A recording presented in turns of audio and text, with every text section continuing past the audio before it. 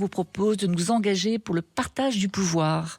Alors oui, les progrès existent, ils sont réels, ils sont même le fruit de combats politiques structurants. La France n'est pas restée immobile.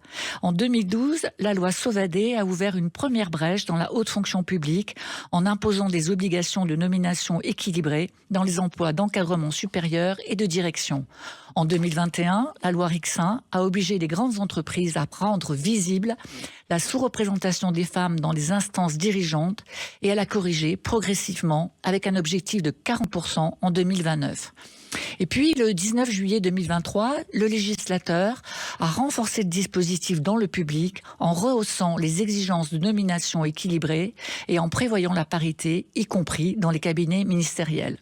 Alors, le principe est désormais acté. L'égalité progresse avec des mesures objectives, une transparence des résultats et une capacité d'action correctrice. Oui, des portes se sont ouvertes. Les femmes sont plus nombreuses dans les organisations, dans les fonctions d'encadrement, dans certains espaces de pouvoir. À la Caisse des dépôts, par exemple, la dynamique volontariste a produit des résultats probants. Le comité exécutif compte aujourd'hui 8 femmes pour 5 hommes, la commission de surveillance est paritaire et 42% des cadres sont des femmes. Les faits le montrent, lorsqu'on fixe des objectifs clairs, que l'on agit, les équilibres évoluent réellement. Mais ces progrès ne suffisent pas, car la réalité du pouvoir reste déséquilibrée. Dans les universités, moins d'un quart des présidentes sont occupées par des femmes. Dans les collectivités territoriales, les femmes représentent moins de 36% des directions générales. À la Défense, elles ne sont que 19% des cadres militaires, 10% des officiers généraux et moins de 14% des officiers supérieurs. Autrement dit, plus on s'approche du cœur du pouvoir, plus les équilibres se déséquilibrent.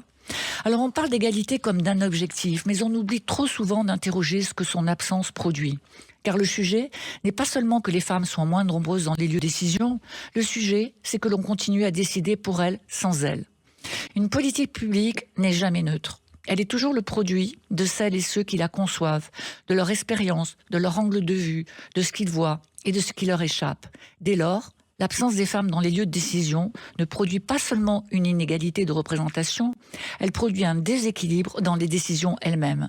Quand les lieux de pouvoir sont majoritairement masculins, ce sont des réalités entières qui disparaissent du champ de la décision, des besoins qui ne sont pas identifiés, des usages qui restent incompris, des biais qui émergent par angle mort dans l'analyse et dans l'évaluation.